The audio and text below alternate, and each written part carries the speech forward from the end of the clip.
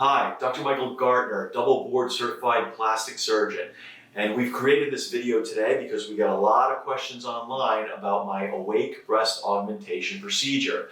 So we're going to answer those questions for you here today. Why would you want to do this? Does it hurt? Biggie, okay? And how long does it take?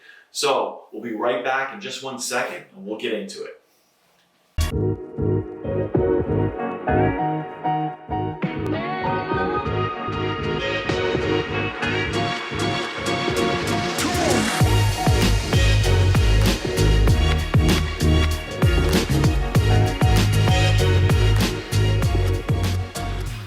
So once again, I'd like to thank you for submitting your comments and questions. We've had a lot of questions about the awake breast augmentation. Why would anybody in the world do that? Well, there are many reasons for that. One is you avoid all the problems. The most logical is you avoid all the problems that could possibly happen with general anesthesia.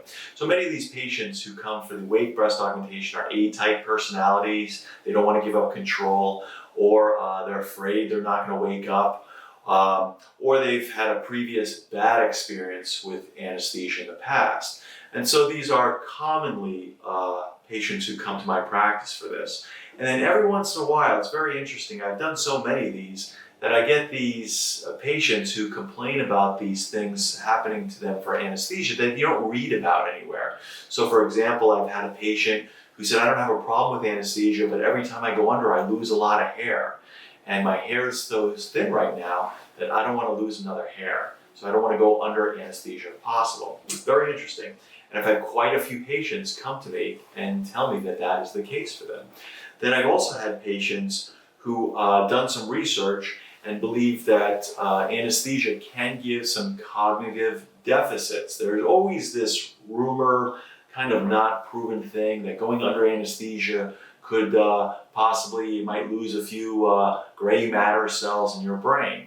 That's kind of not proven, but it is being more investigated. And there is some evidence that, especially in the older person, most of those I don't operate on, who are 80s, who may not have enough brain reserve, that there's something to that.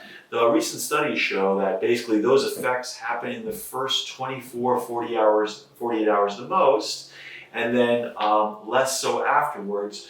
But they're still not sure if there's any remaining effects that happen afterwards. So I did have a person come to me a few months ago who had a history in her family of early onset Alzheimer's disease. She said it happened in her father and her uncle. Basically, they were both in their 40s, and they have a strong family history of this.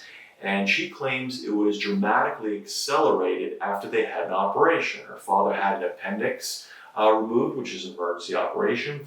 And then subsequently, a few weeks later, he basically developed this severe case of Alzheimer's where she claims he didn't even know what planet he was on and couldn't take control of any of his daily living functions. And the same thing happened to her uncle after a hernia operation. So she came to me and she said she doesn't want to do anything under anesthesia unless it's absolutely necessary. So most patients I see are like that. And some people don't want to take any risks. So you avoid all the risks that anesthesia may impose. Now, those risks aren't tremendous. Most commonly, it's nausea and vomiting. Some people get that about 20-25% of the time it's ranked.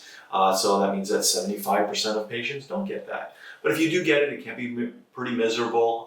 You might be retching, vomiting for the first day or two afterwards. And some people come to me for the local because they don't want to go through that anymore. Right? So the next question is, do you feel any pain under local anesthesia? A lot of people are afraid to do this awake or under local anesthesia because they feel they're going to be in agony here. Well, interestingly enough, that's not really the case. There is a few parts where you do feel a little bit of pinching here and there, and that's when I flood the breast with numbing medication. So basically you're lying on the table, just your breasts are exposed. I put a needle in the skin, which hurts for a few seconds to numb up the skin area. And then I put a nick in the skin, which you don't feel because the The medication works instantaneously.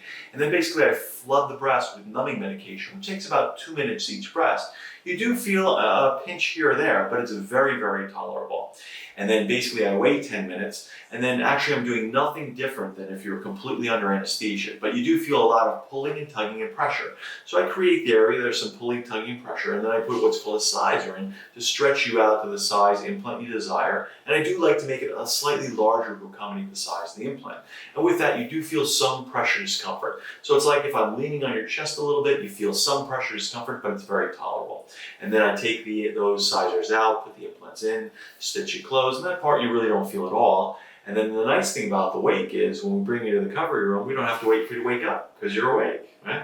Then we keep you there for roughly half hour, 40 minutes or so, just to monitor you and make sure everything's okay. And then you go home. So the afterwards, it's a lot easier than regular anesthesia. So the last question here, how long does this procedure take versus going under anesthesia? Well, when I start with the creating the area, the last stitch, it actually takes the same amount of time, which for me is usually less than 1 hour in the operating room. But because I'm taking my time injecting the medication and waiting the extra 10 minutes, it's about 20 minutes longer than the actual procedure. So under anesthesia is usually less than an hour. Awake is usually an hour and 20 minutes or so. All right. And so those are the most common questions we've had so far. So if you have any comments or questions, write it in the comments section below. We look forward to hearing them, and we'll continue our series here when we get more of your questions. Until then, be safe.